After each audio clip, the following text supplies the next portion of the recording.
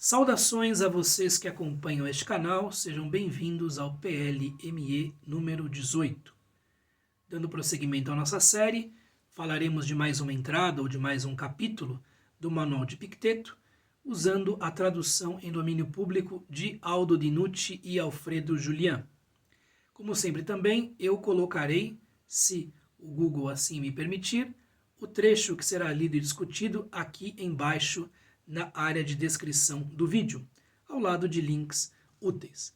Então, sem mais delongas, façamos a leitura e logo depois o comentário desta passagem, que é uma das mais longas do Enchiridion de Epicteto. Manual de Epicteto, 24. Que estes raciocínios não te oprimam. Viverei sem ser honrado, e ninguém serei em parte alguma.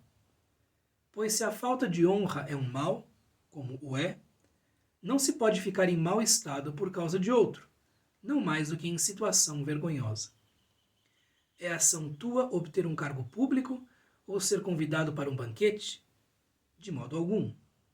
Como então não obter um cargo ou não ser convidado para um banquete é ser desonrado? Como também não serás ninguém se é preciso que sejas alguém unicamente em relação às coisas sob teu encargo, coisas nas quais podes ser do mais alto valor? Mas teus amigos ficarão desamparados. Desamparados. Dizes isso em relação a quê? Não terão de ti uns trocados, nem os farás cidadãos de Roma? Quem te disse que essas coisas estão sob teu encargo e não são ações de outrem? Quem é capaz de dar a outro o que ele mesmo não possui? Obtém posses, diz alguém, para que também nós as tenhamos. Se eu puder obter posses mantendo-me digno, leal e magnânimo, indicai-me o caminho e eu as obterei.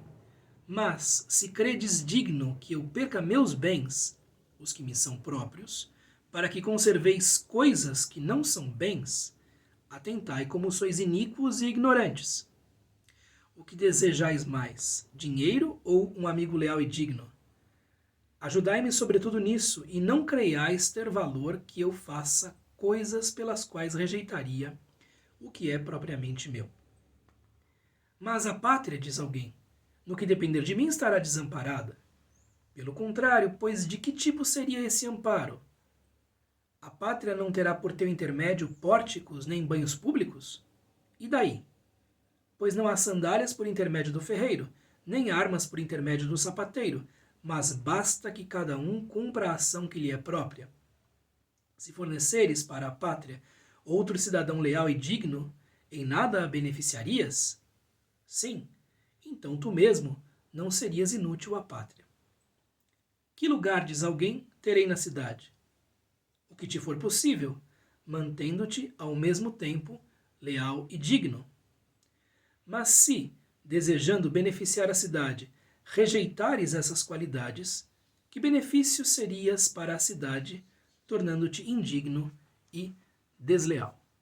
Muito bem, esta passagem tem uma relação bastante estreita de significado e, digamos assim, no campo das preocupações filosóficas com a passagem anterior, com o capítulo que a antecede, e também com o capítulo entrada de número 25. Nós vemos que se trata de trechos do manual relacionados, né? Eu lerei aqui, como forma de introduzir o assunto da 24, a entrada anterior, e já veremos, né, as coisas com mais vagar. Então, na entrada anterior, nós tínhamos o seguinte: se alguma vez te voltares para as coisas exteriores por desejares agradar a alguém, e isto tem alguma relação com as tais visões de amizade que aparecem na passagem seguinte, sabe que perdeste o rumo. Basta que sejas filósofo em todas as circunstâncias, mas se desejares também parecer filósofo, exibe-te para ti mesmo e será o suficiente. Muito bem, o que nós temos aqui na passagem 24, nesta entrada ou neste capítulo, é mais uma daquelas passagens, daqueles trechos em que os bens exteriores são contrastados aos bens interiores, sendo esses bens exteriores tratados como bens ilusórios, como bens de fancaria, por assim dizer, como bens que, na verdade, apenas se apresentam como tal, segundo uma opinião comum e errônea. Que estes raciocínios não te oprimam, né? Dialogismoi. Que essas maneiras de pensar não torturem você. Viverei sem ser honrado e ninguém serei em parte alguma. Ora, com quem Epicteto está falando, né? Esta passagem tem talvez um caráter compósito, quer dizer, talvez ela esteja composta de partes de discursos ou de aulas ou de diálogos públicos de Epicteto de maneira combinada por Flávio Arriano.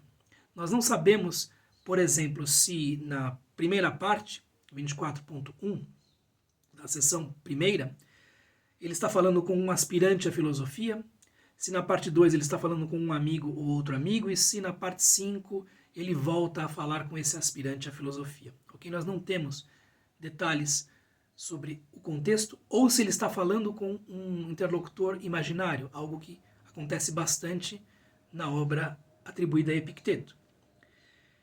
Então, a você que está aí pensando naquilo que Epicteto tem a nos dizer, que estes modos de pensar não o torturem, não a torturem. Eu viverei sem ser honrado e ninguém serei em parte alguma. Não vou ser ninguém, eu não vou receber honras, eu não receberei reconhecimento social. Isto para Epicteto é um tipo de raciocínio não consequente ou não coerente. Por quê? Pois se a falta de honra é um mal, então ser desonrado é ruim, é um mal. Mas qual é o sentido que a desonra tem para um estoico? Como o é. Não se pode ficar em mau estado por causa de outro. E aqui está uma das consequências, né, da dicotomia do controle ou do teorema ontológico. Isto é, se os bens são interiores, se aquilo que depende de nós são as operações da nossa interioridade, por assim dizer, e nossas ações, coisas que venham de fora não têm valor, não podem ser boas nem más. Então, não se pode ficar em mau estado por causa de outro, de acordo com Epicteto, porque esta força externa, ou este agente exterior, são coisas que só nos dominam se nós permitirmos que isso aconteça. Não mais do que em situação vergonhosa. Quer dizer, uma pessoa pode ser coberta de injúrias, de insultos, enfim, difamada, discriminada, etc, etc, etc, mas ainda assim, interiormente, jamais se deixar vencer por essas circunstâncias exteriores, né, por esses rótulos que são aplicados, por essas invectivas, que são jogadas sobre esse indivíduo. Né? Então, a vergonha é agir mal e não ser caluniado, acusado, hostilizado, agredido, ok? Aqui ele está falando de algo menos drástico, né? É a ação tua obter um cargo público ou ser convidado para um banquete, tá certo? Que são marcas de honra social, marcas de reconhecimento externo, de prestígio. De modo algum. O que nos leva a pensar que talvez ele esteja falando com um aspirante à filosofia, ou supondo um aspirante à filosofia, um procopton, é que rapidamente se chega à conclusão de que estar numa posição supostamente boa não diz nada a respeito do que a pessoa seja interiormente. Né? Como então não obter um cargo ou não ser convidado para um banquete é ser desonrado? De que maneira isso é desonra? Né? De que maneira isso é um desdouro? Né? De que maneira isso nos destitui de algum bem verdadeiro? Né? Como também não serás ninguém se é preciso que sejas alguém unicamente em relação às coisas sob teu encargo. É algo mais ou menos semelhante àquilo que ele diz na entrada anterior. Basta que sejas filósofo em todas as circunstâncias. Basta que você se concentre naquilo que é encargo seu, naquilo que lhe é próprio. Ok? Coisas que são descritas lá no manual, capítulo 1. É nisso que você deve ser alguém. É isso que confere honra ou desonra a um indivíduo, e não a visão comum. Né? Coisas nas quais pode ser do mais alto valor. Então, neste sentido, você pode ter imenso valor, embora não venha a ser chamado para um banquete, não venha a ser, enfim, alguém muito muito popular no Instagram, né? Enfim, muito visto, alguém que participe das colunas sociais, etc, etc. Okay? Muito bem. Mas teus amigos ficarão desamparados. Aqui se coloca a questão da amizade, né, a partir da seção 2. Desamparados. Dizes isso em relação a quê? Né? Que espécie de desamparo? Então aqui aparece um interlocutor, não sabemos se real ou suposto, que procura levar Epicteto a considerar a ideia de que talvez ter dinheiro seja importante para beneficiar aos seus amigos, para ser um amigo generoso. Não terão de ti uns trocados, nem os farás cidadãos de Roma? Bom, aqui nós temos um pequeno favor, dar uns trocados para alguém que se conhece e tornar uma pessoa cidadã de Roma. Nós estamos aqui no século II, né? E ainda não tinha sido proclamado o famoso Edito de Caracalla, que acabou concedendo a cidadania romana a todos os que viviam dentro dos limites do Império. Neste momento, há no Império Romano cidadãos romanos e não cidadãos. E ser um cidadão romano tinha certas vantagens, sobretudo judiciárias. O indivíduo que era considerado cidadão romano, por exemplo, tinha mais garantias jurídicas, acesso a certos tribunais, a certas, enfim, instâncias que não podiam ser acedidas, não podiam ser, enfim, acessadas por um não cidadão, ok? Foi por este motivo, por exemplo, que Paulo, o apóstolo, né, São Paulo para os católicos, teria sido decapitado, teria tido o privilégio, por assim dizer, de ser decapitado e não sofrer uma morte pior, porque ele era cidadão romano. Né? Ele pôde apelar para mais instâncias, enfim. Não que no caso dele isso tenha tenha sido bom, né? Tenha dado certo. Né? Então, o que pode fazer um amigo? Dar uns trocados ou fazer um grande favor? Quem te disse que essas coisas estão sob teu encargo e não são ações de outrem? Então aqui se volta a ideia de que as honrarias, as distinções, né, o prestígio, a reputação são coisas que não são encargos nossos. Se não são encargos nossos, alguém que esteja voltado para a busca daquilo que é seu encargo próprio, não terá essas preocupações. E, portanto, não poderá conceder essas coisas para os outros. Okay? Então, é Epicteto que busca, justamente, ser bom naquilo que lhe é próprio, não demonstrará deferência ou interesse por essas coisas exteriores. E ele exorta os outros a também, assim, agir. Né? Quem é capaz de dar ao outro o que ele mesmo não possui? Neste sentido, quer dizer, essas coisas todas não são nossas. São aposições, coisas que nos são apensas, anexadas, certo? Nome, título, reputação, medalhas, enfim, honrarias, distinções, citações, são coisas que não tornam o indivíduo pior nem melhor. Talvez socialmente constituam vantagens, mas a sociedade pode também agraciar a pessoa sem valor. Então, nem isso é, do ponto de vista estoico, um bom indicativo. Especialmente sociedades, enfim, corrompidas, costumam colocar pessoas extremamente desqualificadas em posição de destaque. Então, o que vale ser distinguido, o que vale ser nomeado por pessoas assim. Né? Então, quem é capaz de dar ao outro o que ele mesmo não possui? Se são coisas fora do nosso campo, como é possível conceder essas coisas realmente? Okay? obtém posses, diz alguém, para que também nós as tenhamos.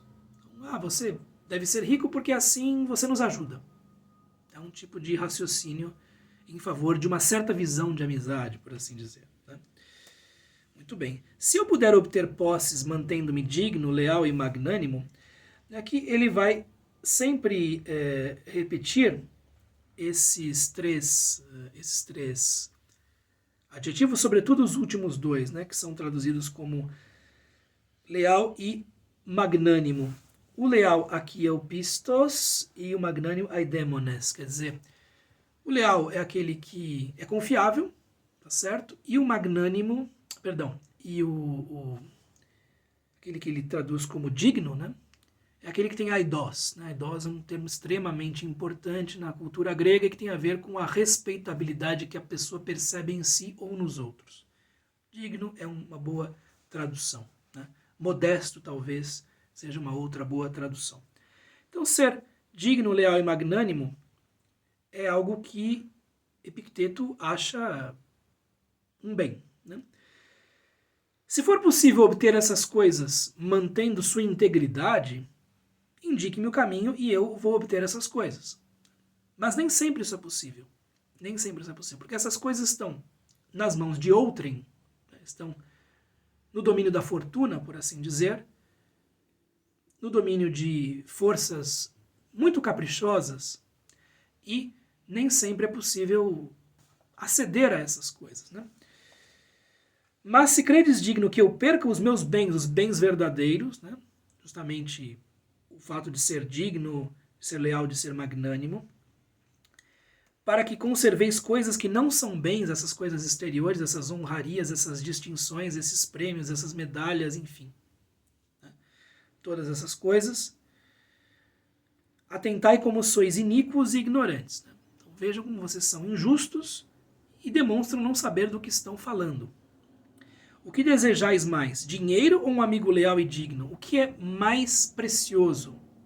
Dinheiro ou um amigo que seja confiável, que seja digno, respeitável e respeitoso, tá certo? Existe uma citação de de Cícero, desculpem, de Cícero num dos seus diálogos, tratados, né, sobre a amizade, que diz mais ou menos o seguinte, eu a cito de memória: o limite da amizade é a honestidade. Então, até que ponto você pode ir por uma amizade? Até o limite daquilo que é honesto, ok? Porque se você começar a incorrer em desonestidade com o seu amigo, as coisas já se perderam. Se você for desonesto com ele, ou se você aceitar uma proposta desonesta que parta desse amigo, as coisas já se perderam. O que é mais precioso? Um amigo leal e digno ou ter dinheiro? E vejam que ele está falando essas coisas numa sociedade muito estratificada, na qual existem cidadãos e não cidadãos, na qual existem homens livres e escravos, na qual a diferença entre homens e mulheres era muito grande. Então, ter uma amizade era uma coisa preciosa, tendo-se em vista que muitas outras relações sociais eram ditadas por enorme desigualdade, por enormes desníveis. Okay? Então, estar no mesmo nível de alguém, ter cumplicidade com essa pessoa, respeitar essa pessoa e confiar nela, são coisas extremamente prezadas. Né? Ajudai-me sobretudo nisso e não creiais ter valor que eu faça coisas pelas quais rejeitaria o que é propriamente meu. Quer dizer, como é que você pode dizer que é meu amigo e ao mesmo tempo não desejar que eu busque o que é propriamente meu e o que pode me tornar feliz e uma pessoa melhor? Enfim. Okay? Então, respeite a minha busca, por assim dizer, respeite o meu caminho. Né? Mas a pátria, diz alguém, no que depender de mim estará desamparada. Aqui existe uma dimensão política que é colocada. Né? Nosso país estará desamparado se nós não formos pessoas importantes e com visibilidade, respeitadas, etc, etc. Pelo contrário, pois de que tipo seria esse amparo? Né? De que tipo seria essa ajuda, esse auxílio que você prestaria à sua pátria pelo fato de ter distinções, ou pelo fato de ser rico, ou pelo fato de ser importante, ou assim visto? A pátria não terá por teu intermédio pórticos nem banhos públicos. Né? O que fazem essas pessoas que são consideradas importantes? Constroem edifícios públicos, arcadas, pórticos, banhos públicos, chafarizes. É isso? Esse é o verdadeiro fundo da pátria, essa é a verdadeira riqueza da pátria. As suas edificações. É isso? Porque qualquer um pode construir isso, ou mandar construir isso. Percebe? Mesmo pessoas absolutamente indignas, mesmo pessoas completamente desqualificadas. Aliás, é muito comum, né, que essas pessoas levantem monumentos bastante imponentes, como uma forma de compensar por alguma coisa. Eu me lembro de que quando Alberto Moravia esteve no Brasil, né, um romano, ele foi a Salvador e ficou muito impressionado com a quantidade de igrejas em Salvador. E ele faz uma observação muito sagaz. Diz o seguinte: muito provavelmente essa quantidade imensa de igrejas em Salvador tem algo a ver com a escravidão e a brutalidade dos senhores. Então os senhores, seja por verdadeira crise de consciência, seja por, enfim, uma maneira de comprar algum tipo de bem-estar junto à igreja, mandavam construir essas igrejas todas. Okay? Então veja, é uma bela observação. Né? Um romano ficar impressionado com isso, vejam só. Então pessoas que não são boas podem mandar construir belíssimos monumentos. Essa é a verdadeira riqueza da pátria de um país, né? Pois não, e aqui ele vai dizer, pois não há sandálias por intermédios do ferreiro. O ferreiro não faz sandálias. Né? E o sapateiro não faz armas. Tá certo? Cada um faz aquilo que lhe cabe. Cada um faz aquilo para o qual está talhado a fazer. É uma visão bastante comum a diversos filósofos. Né? Por exemplo, em Platão, isso tem grande importância. Né? Mas basta que cada um cumpra a ação que lhe é própria. Okay? Então, veja só, se você aspira a coisas maiores, por que você vai se contentar com simplesmente ser um indivíduo que é iníquo ou que é desenfreadamente ambicioso e, para ser admirado, vai lá e constrói um prédio público qualquer? Tá certo? Essa é a finalidade da vida? Muito bem. Se forneceres para a pátria outro cidadão leal e digno, em nada beneficiarias? Quer dizer, se você for um amigo que é capaz de ajudar outra pessoa a se tornar melhor, isso não é contribuir para o bem-estar geral? Sim. Então tu mesmo não serias inútil à pátria. Então a ideia de que você não pode ser útil à pátria porque não tem um cargo importante, uma posição de visibilidade, está sendo desmontada aqui por Epicteto. Se você concorda com a tese estoica de que os bens são interiores e as coisas exteriores caem no campo dos indiferentes, quando você se liga em amizade com alguém que tem afinidade com esse modo de pensar, de ser, ou pelo menos, enfim, faz tentativas nesse sentido, essa amizade pode propiciar digamos assim, uma melhoria recíproca. E isso, de um ponto de vista cívico-político, tem valor. Né? E por fim, temos aqui a última objeção, ou a última pergunta que esse interlocutor real ou imaginário coloca a Epicteto, se é que não se trata de vários. Que lugar, diz alguém, terei na cidade? Então que lugar eu vou ocupar? Né? Porque já que a busca por honrarias, uma alta posição, uma posição cheia de clientes, né, no sentido latino, são coisas vãs. Que lugar eu vou ter na cidade?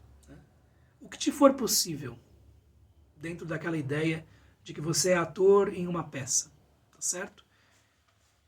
Há aqui talentos próprios, né, que podem se desenvolver, mantendo-te ao mesmo tempo leal e digno. Quer dizer, você pode ter qualquer posição, até mesmo uma posição importante, até mesmo uma posição de prestígio, mas o que é fundamental é que você mantenha a sua respeitabilidade própria, né? mantenha sua aidós, seja digno e se mantenha leal, confiável para com os outros, né? E para com o seu próprio país. Mas se, desejando beneficiar a cidade, rejeitares essas qualidades, você não quiser ser leal e digno, mas sim, enfim, simplesmente ser apontado como alguém importante, alguém melhor, alguém com uma reputação supostamente maior, né? Mas se você rejeitar essas coisas interiores em benefício das coisas exteriores, que benefício serias para a cidade, tornando-te indigno e desleal? Ainda que famoso, enfim, visto como importante, endinheirado, etc, etc. Então aqui nós temos mais uma entrada, mais um capítulo em que Epicteto, desta vez diante de interlocutor ou de interlocutores, que lhe colocam questões pessoais e sociais, nós temos mais uma entrada em que essas coisas são reforçadas, né? Mais uma vez, a valorização dos bens interiores frente àquilo que se reputa como bens. Se você gostou do vídeo, considere se inscrever no canal, considere me dar um joinha, deixar um comentário, compartilhá-lo, etc, etc. E nós nos vemos no próximo PLME. Muito obrigado. Até mais. Tchau, tchau.